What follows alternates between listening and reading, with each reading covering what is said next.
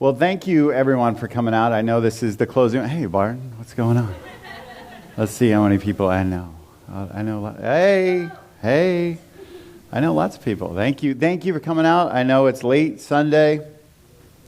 There is going to be some slides that are a little goofy. We just learned the conversion of Keynote to PowerPoint, but you'll be able to download the deck at the end, and it'll all be perfect there. So just roll with me. So these are all the reasons that I'm used to like a thing being back here, which isn't here, but it's on the TVs. So these are all the reasons that you should trust me, of course. There's lots of them. I've been in the industry for years. I've been formulating for about 25 years. I'm known as the world's greatest formulator. I've done over 1,100 supplements, patented 40 unique ingredients, many of which you may be drinking, like Update, Life Cider. Chris Gethin's Unmatched has dileucine and paraxanthine. There's a lot of my ingredients out on the floor. And I'm going to be going through, first, supplements that maybe you should be skeptical of, and then supplements to get excited about. I want to introduce to you scams. On Amazon, there is lots of them. How many of you have heard about the Amazon Now Foods testing? Anyone heard about that? Some people. So Amazon has been known for years, obviously, to be the lowest price. And how many of you buy the majority of your supplements on Amazon? I do too. I mean, it's cheapest, right? Like, it's a lot cheaper than going to Vitamin Shop, GNC. It's really hurt those businesses. Bodybuilding.com used to be huge.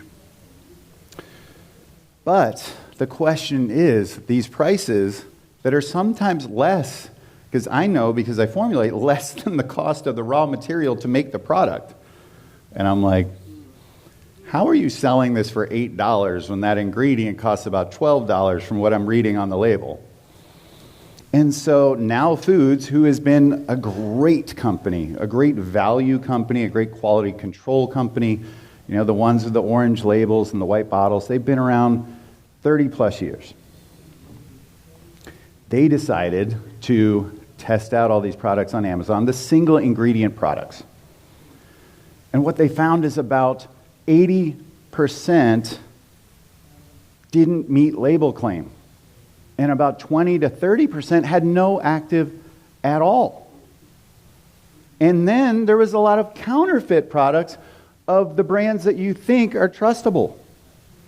So like in sports nutrition, Muscle Tech and maybe in like kind of the high-end clinical brands like Designs for Health, Thorne, these brands are getting counterfeited. Literally, someone's just buying a bottle that looks like it, or making a label that looks like that label, throwing in dummy capsules and selling it to you. This is what's happening on Amazon. And Now Foods just blasted Amazon for about a year with all this testing. And I'm so glad they did. Now Amazon's pushing for a little bit more documentation from the brands that are on there, but it's still not where it needs to be. And so if you're going to buy on Amazon, I would say that, one, you want to look for trusted brands. Actually, go to this slide and I'll come back to the other one. You want to go to trusted brands. You want to buy from, if possible, the first party seller. So if it's a Thorne product, buying from Thorne on Amazon. Does that make sense? If it's Joe's Crab Shack, probably not the best place to buy Thorne products. Like, you know, if it's like GNC is the seller on Amazon, then that's probably pretty safe. You know, you can judge for yourself, like, what's a kind of a safe, trusted name versus one that isn't. Amazon now has these transparency codes, and you can look at really the whole site of Amazon is getting upended. It's truly changing very quickly. I can tell you, I've talked to so many brands that are now trying to get on Amazon, and the demand for documentation is 10x what it was a year ago. So we are moving in the right direction, and I'm very happy about that. So going back to this one, with supplements, I want to look for transparent quality control. Did you know that you can reach out to a brand, call them on the phone, or email them? I know calling seems weird. Maybe it's because I'm 50. You can call them and say, hey, what is the testing on this lot? And they have to send you that testing. And if someone answers and they're like, I have no idea, they're probably not doing third-party testing. And what happens is you get what's known on my side of the industry as dry labbing. This is where the Chinese raw material manufacturer prints the test. They just type it in, passes, 97% pure. And then the contract manufacturer that might be a little shady that's putting it together, print. There was no actual wet lab testing. That means like using the enzymes, like breaking the whole thing down, like testing it as you need to. So this is really something to be concerned about if the company you're talking to doesn't have a quality control department, doesn't have third-party testing, doesn't have it stored in a way that they can call upon it quickly. The label should be full disclosure. I want to see everything transparent. This is going to be what I'm going to keep saying, transparency, transparency, transparency. I want to see each ingredient listed. I want to see the strength, the purity, the dose, right? If it's ginseng, I want to see Panax ginseng, the genus and species. I want to see that it's root, the plant part matters. You'll see companies scamming you with something like ginseng where the root is actually where all the benefits are, and they'll just say whole plant or flower and stem. That's the cheap part that everyone's throwing away. The root is where the benefits are. This is where the standardization is important. I want to see that it's standardized for ginsenicides. So I want to see all of this information, and then I can go back and look it up. Just a few years ago, it might have been in PubMed, and then examine.com is a great resource. Now maybe you can use ChatGPT or Claude. But I want to make sure that everything is listed. And in that note, proprietary blends. I do not like them. Do you guys know what proprietary blends are? You seen them on the label? How many hands here know what a proprietary blend is? That's a lot. Like just 10 years ago, I was talking about this and no one knew what it was, but I'm glad because you have products that will have 20 ingredients in a proprietary blend. They're in order of descending mass.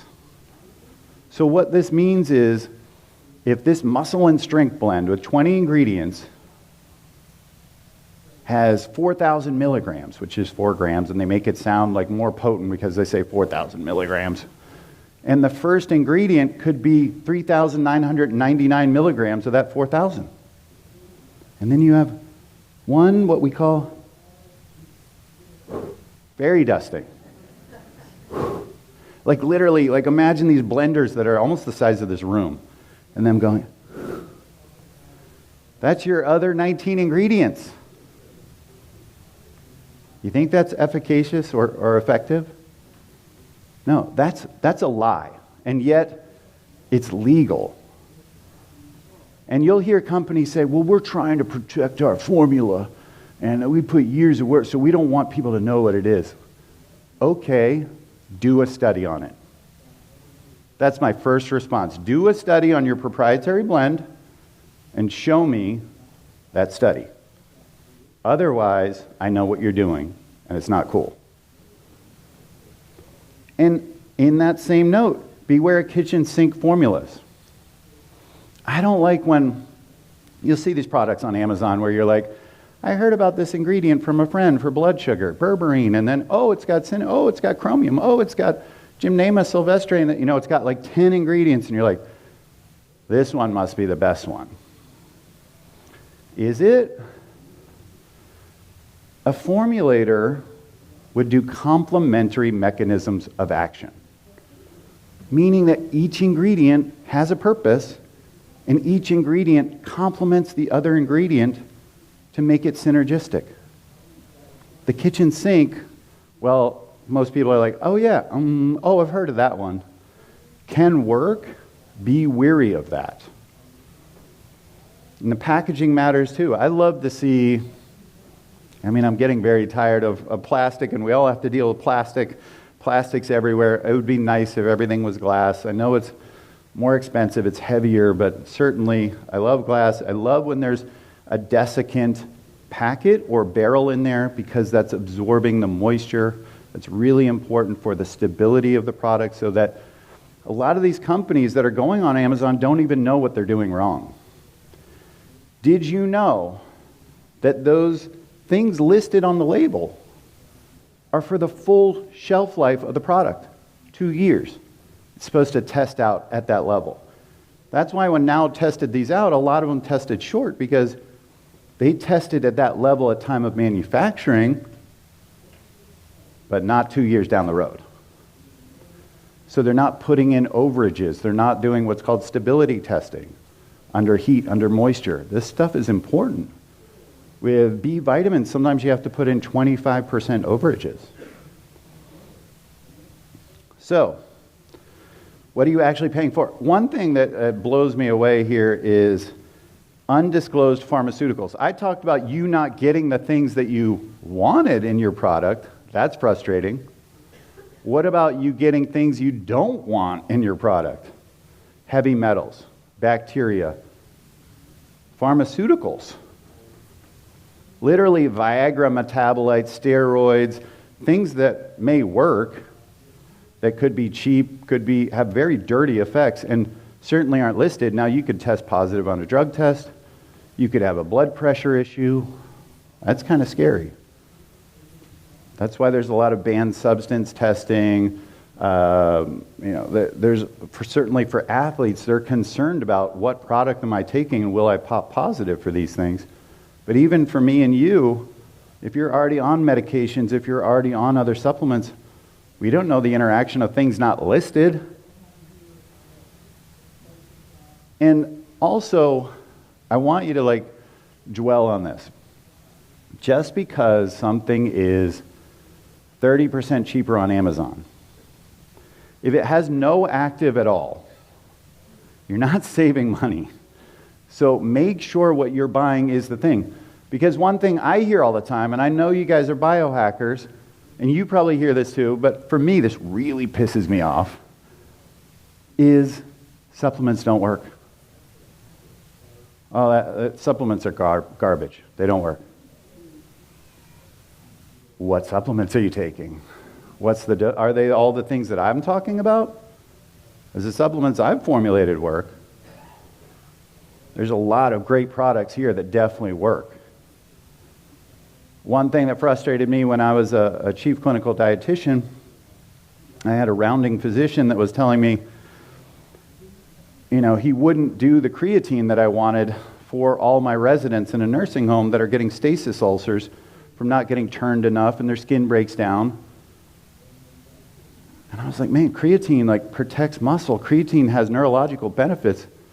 He's like, what studies are there? It's a joke. I'm like, there's 700 studies. 700. I'm like, what studies can you show me on these drugs you're putting them on? There's 700 studies on that one? No. Certainly not the safety level.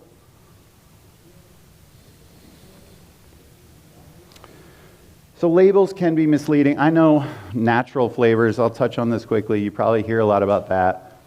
There's a lot being made of that. Natural flavors can mean a lot of things. So it can actually be, if it's a grapefruit flavor, it could be because it's coming from grapefruit.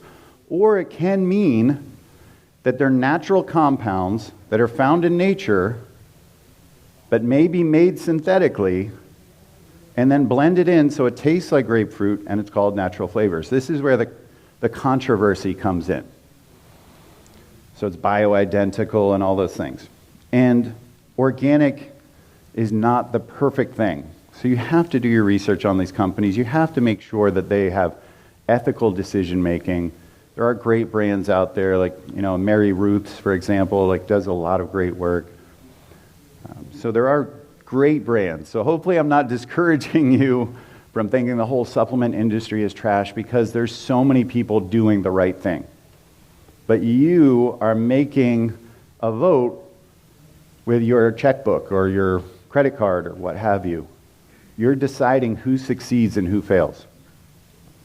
My friend Barton here has an incredible company, Upgraded.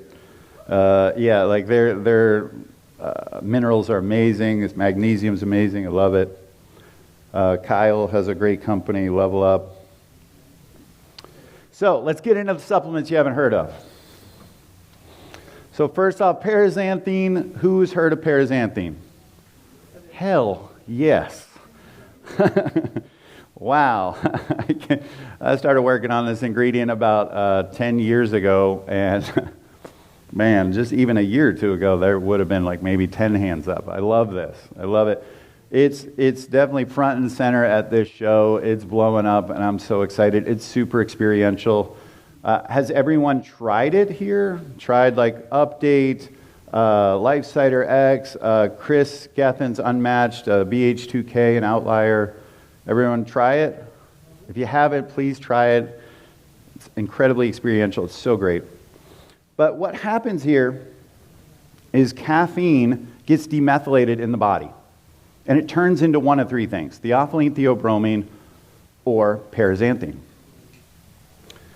So we talk about paraxanthine, it's a metabolite of caffeine, but what we're seeing is caffeine is very dirty and has the side effects and the toxicity. And the longer you're stuck with the caffeine slowly converting, the more side effects you're going to have. And so many of us are slow metabolizers of caffeine, about 60% of the population when you look at CYP1A2. And people like me have a 10.5-hour half-life of caffeine, and that means 3 days later, I'm still trying to clear out that Coke Zero. And I'm getting all the side effects and none of the benefits. That's why I've come up with cool energy ingredients like T-cream, dynamine, and now paraxanthine, because I've always done horribly with caffeine. I've always had all the side effects and never experienced what people were talking about.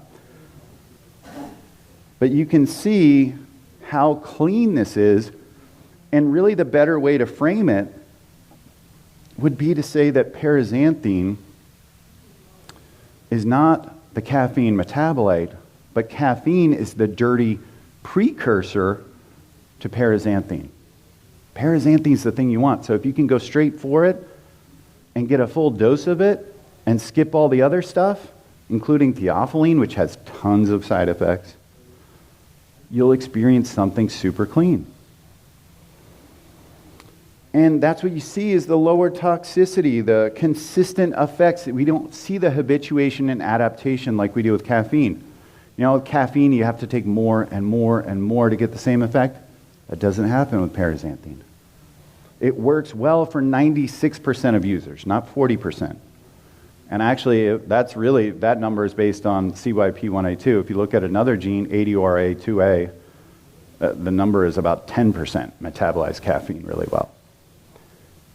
So chances are almost all of you are not metabolizing caffeine well. So if you try paraxanthine, I'm betting that you experience something much more clean, something like you had dreamed caffeine actually did for you. And we're seeing that it improves short-term memory, reasoning, response time. I'm really excited about this data. So this data was from an e-gaming test. So we looked at Super Smash Brothers, so that we weren't looking at a first-person shooter where there's kind of team dynamics. It's 1v1. And we took a Stroop test. This is kind of a multitasking focus test that you do baseline, 1 hour, and 2 hours of the gaming. And as you can see, normally this baseline, you start at a decent level and you decline over time. Makes sense. Then that first set of bars. This one right here. Anyway, the first set of bars. But look what happens when they start supplementing with paraxanthine. It's incredible. Not only is there an acute, what we call time effect, where they're actually getting better during the 2-hour session, but then you're also seeing the longer they take it, the healthier their brain's getting. So here's where it's different from caffeine. We're actually seeing, yes, it does adenosine inhibition for wakefulness just like caffeine. but it increases neuroplasticity, BDNF. It increases nitric oxide to the brain. It increases glutathione and catalase and decreases oxidative stress. It decreases beta amyloid plaque, increases dopamine and protects neurons. It's literally reverse aging your brain.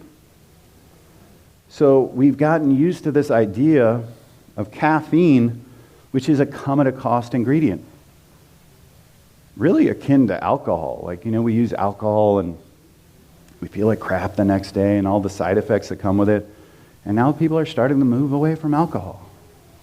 Looking at things like, kava and CBD and all these other things, right? It's the same thing here. We don't have to have these come-at-a-cost ingredients anymore. 93% of Americans consume caffeine in some form daily. 9 out of 10 want to consume less caffeine. That's some real cognitive dissonance.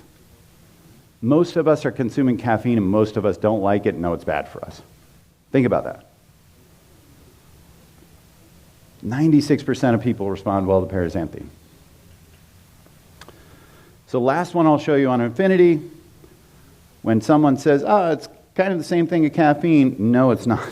The top one, this is after a 10K race with athletes, and they did that multitasking test before and after. 23.3% increase in mental errors with caffeine. Makes sense. They were exhausted, 10K race, worse performance. Okay. Whoa, paraxanthine, a decrease in mental errors after the race. And then the delta between the two is massive. The difference between the two is massive. So this is a huge difference. They're not at all the same. So jumping into the next ingredient, dileucine. Chris Gethin just launched this with Unmatched. This is a really great ingredient. How many of you have heard of leucine? Wow, that's a lot. Does someone know what leucine does? Anyone? What does it do? That's awesome. I love that. Stimulates mTOR, muscle growth, muscle protein synthesis, right? Leucine is the key EAA, essential amino acid, and BCAA, branched chain amino acid, that drives muscle protein synthesis. Yes, all the amino acids are important. Yes, the essential amino acids are more important still because we don't make enough of them. But there's one that stands alone to drive muscle growth, and that's leucine. But dileucine does it dramatically better. Dileucine is 2 aminos together, 2 leucines together. I heard years ago that there was a special transporter in the gut that took up di and tripeptides faster than leucine. And what this means is that leucine is not about how much you take, but how quickly it goes up in plasma and turns on muscle protein synthesis to actually give you more muscle and protect that muscle. This is really important, not only for athletes, not only for bodybuilders, but anyone who's aging, which is all of us. Sarcopenia. The most important determinant of how we're aging is the quality of our muscle, how much we have, and how well we can use it. Grip strength is a great longevity indicator. We also see people that have more muscle mass lose less bone mass. And so it stimulates mTOR better in increasing muscle protein synthesis, 60% better gram per gram. This is a huge difference. And it's 189% faster to plasma.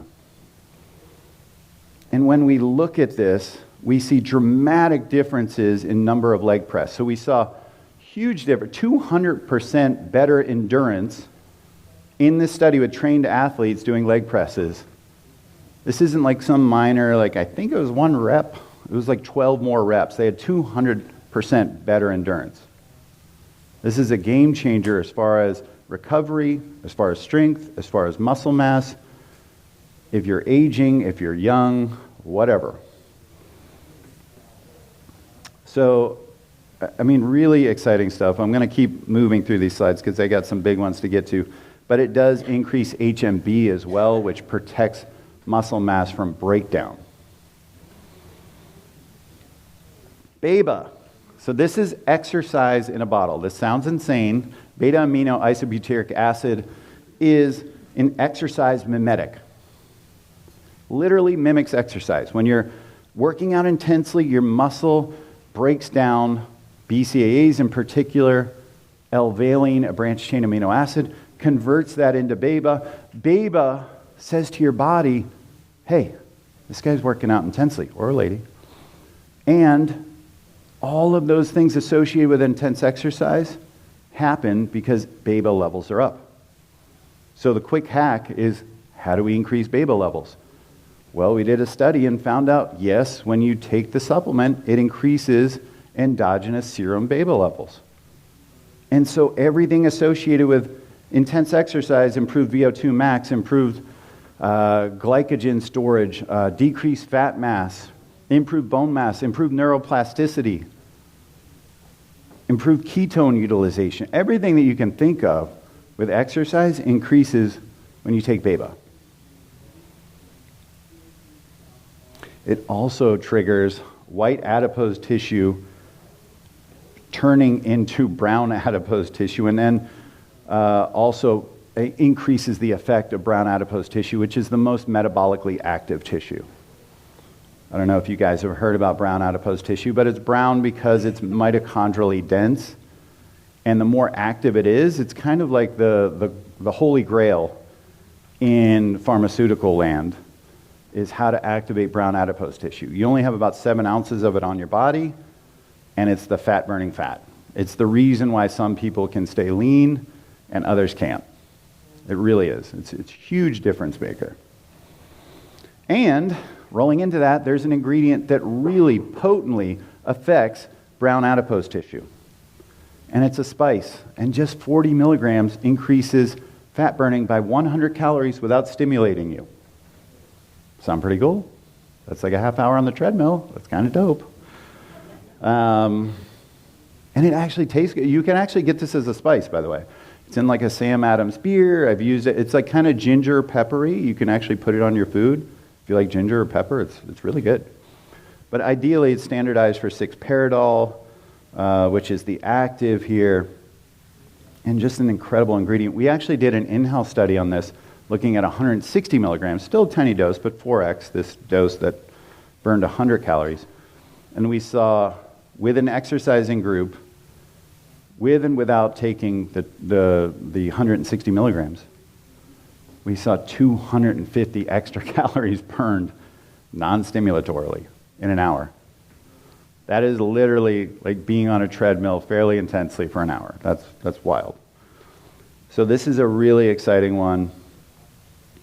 And like I said, about 100 more calories. And some studies have 30, some use 40. You can go to this higher dose potentially. Really exciting ingredient. So, dihydroberberine. This is an ingredient I helped bring to market. How many of you have heard of dihydroberberine? Okay, berberine, yes. Okay. So berberine converts in the gut to dihydroberberine, the active metabolite. This is really important. A lot of people have GI distress when they take berberine. They have a lot of side effects, and it could be because of the gut microbiome not converting it well. But when we use dihydroberberine, we don't see those side effects, and it has about 5 to 20 times the bioavailability. So the doses are much lower. It also lasts about twice as long in plasma as berberine. So you only have to take it twice a day versus 3 times a day. So much lower doses, no side effects, take it less. That's winning.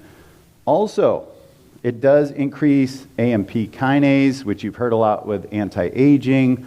That's really important in that kind of pathway for resilience and sirtuin genes and being harder to kill and all that kind of stuff. Like, so AMP kinase is one that you hear about a lot. But it also increases GLP-1 dramatically. And so this is where it's really exciting. And we do see a decreased appetite. We do see improved fat loss. We do see an effect on the mitochondria, actually like a positive stress on the mitochondria, like a mitohormetic stress. So we saw in a preclinical study an 86% increase in GLP-1. All of the other, like Akkermansia, there's a bunch of ingredients out saying, like, we increase GLP-1. They're increasing at like 10, 15%. This is dramatically better than that. So in lieu of maybe someone not liking all the side effects with some of these pharmaceuticals, maybe this is a different path. Or if one was getting off of those pharmaceuticals and having a lot of side effects, maybe that's another path. So avoid fakes. There are some that are coming out there that are fake. So I do recommend buying Glucovantage. That's the branded form, the patented form. You definitely have to look out for that. I like that. I didn't mention this before, but if you can, a supplement, when you buy it, if it has the brand and the logo for the ingredient, that's awesome. Level Up is like crushes it at that. They do really great with that. There's another company called Healthgevity. They do a great job with that. Like it costs a lot more. He spends twice as much buying these ingredients when you get the quality assurance, you get the studies, you get the claims, you get the patents. It costs a lot more, but it's going to work. And I love when I see a product that has like 5 branded ingredients in it and they all make sense. That's great. So look for Glucovantage. And in a study, it actually outperformed the famous drug, metformin. What's cool about metformin is it's been used for decades, almost actually more than 100 years. Originally, it was actually not as a diabetic. It was used to overcome flu. And what did we see during COVID? I always felt like for years I was going to be canceled for talking about stuff like this. But what did we see during COVID? What was like the biggest challenge to overcoming COVID? Your insulin status, your obesity, right? Like if you're insulin resistant, these people had way more prevalence of COVID and worse symptoms. Interestingly, metformin helped people overcome flu, may help with COVID. Maybe, this is extrapolation, and I'm not saying this for certain, but maybe berberine, dihydroberberine, some of these things may help with some of these viruses. I don't know. But in this study, we saw it outperform metformin for blood sugar regulation, insulin sensitivity, inflammation, dyslipidemia, etc. So ergothioneine, the next vitamin, this one, I saw Christopher Shade with Quicksilver Scientific, massive poster on this. This is a mitochondrial antioxidant. Dr. Bruce Ames, a famed longevity researcher, is talking about this like crazy. It literally is an ingredient or a compound that you do not make in your body endogenously. And you can only get in certain mushrooms, beans, and organ meats. And it protects the mitochondria. And there's a unique transporter system in your body for it. Think about that. There's not many compounds that are like that. That tells you evolutionarily that this has great importance. And it does. One transporter for one compound in your body, this one. And it protects the mitochondria, which is the source of all of your energy. Remember the powerhouse of the cell, right? ATP, adenosine, right? That's really important. And we know mito is everything right now. You are aging faster biologically than chronologically if you don't have healthy mitochondria and enough of them. Right? We're getting all these diseases because we're mitochondrially dysfunctional and metabolically dysfunctional. So this is one I'm very excited about. And what's crazy is when I helped bring this to market years ago, we thought 5 to 10 milligrams was the dose, but now we're experimenting with 50, and it's actually very experiential, almost like a low-dose paraxanthine. And so I definitely encourage you guys to try it if you can. So I'm trying to rock through all these, and I want to give them all attention. Spermidine. How many of you guys have heard of that one? All right. Just today? Okay, cool. Well, yes, it has a funny name, and yes, it does actually occur in sperm. And I was on a podcast one time, and I was talking about it, And the lady said back to me, who was the podcast host, well, that makes sense. It's the seed of life. And I was like, I never thought of that. Like, that's actually really, wow. It kind of like blew my mind for a minute. But it increases mitophagy, which is cleaning out the mitochondria, and the cellular cleanup, autophagy. And it's therefore a fasting mimetic or a caloric restriction mimetic. I gave you exercise without the exercise, although I recommend doing it with exercise. I give you fasting without the fasting, although I recommend doing it with fasting. So this is really cool when you put these together. You can get the benefits of these things, or at least augment these things, right? I'd rather get more out of my workout, get more out of my fast, right? And we're seeing really exciting data around spermidine. And it reduces brain inflammation, maintains skeletal muscle, improves weight loss and thermogenesis, stimulates autophagy, like I said, strengthens mitochondria, decreases oxidative stress. So I have a few minutes, sorry, I'm rolling. You can download the deck at the end. Fisetin, last, maybe second to last one, but this one is a polyphenol. You probably heard of it. Polyphenols, things like pterostilbene, resveratrol, EGCG, all awesome ingredients. Fisetin is the most potent of them all. And it's the one that I would chase after, like if I was just going to take a supplement with polyphenols. Certainly eat your polyphenols, drink your polyphenols. That's what you see in a lot of these blue zones, people eating polyphenol-rich food. Awesome. But what's cool with these polyphenols, in particular fisetin, is it's clearing out senolytic cells, these zombie cells, these dead cells that actually trigger your body like it's kind of dying and diseased. We don't want these, right? So we want to get rid of these quickly, and it slows telomere shortening, protects NAD levels, it inhibits NADase, the enzyme that breaks down NAD. I'm sure you've all heard of NAD. Really important, protects DNA. Awesome stuff. So again, NAD is critical to the toughness genes, sirtuin genes. So this is a really exciting hack. If I was to take NMN or maybe NMNH possibly, plus fisetin, that's a really potent combo. Does that make sense? Because you're boosting NAD directly and then you're preventing its breakdown. It's kind of like taking dileucine for muscle protein synthesis and then HMB, which inhibits muscle protein breakdown. That would be very smart, complementary ingredients. And NAD declines with aging, and of course it's because of all the things we're doing. Chronic alcohol, our inflammation, we're not getting enough sleep, UV exposure, et cetera, et cetera, et cetera. So we need to take care to boost NAD levels. Niacin, by the way, if you can't afford NMN or NMNH or fisetin or whatever, niacin, the full flush niacin in particular, is really potent at increasing NAD. I think this is the last one, tetrahydrocurcumin.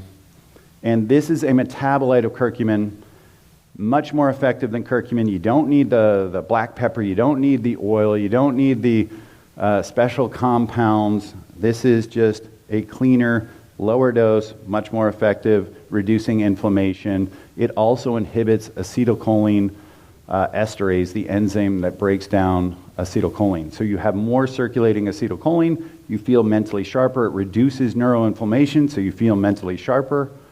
So this is a great ingredient as a nootropic.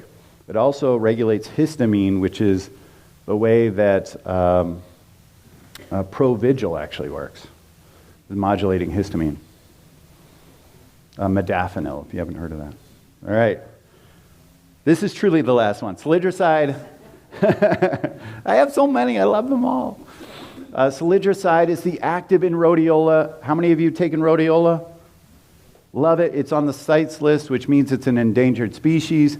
I worked on isolating the compound that's actually in it. This is fermented, vegan friendly. It's super experiential. You just haven't taken the right rhodiola or the right dose. But when you take about 50 milligrams of the pure compound, it literally lifts you, gives you energy, feels, again, almost like a paraxanthine type feeling. I would love to put ergothioneine, paraxanthine, salidroside together. That would be incredible. But this one feels so great. It has adaptogenic effects that are bimodal, meaning you get better sleep and you get more energy because it's making you more resilient.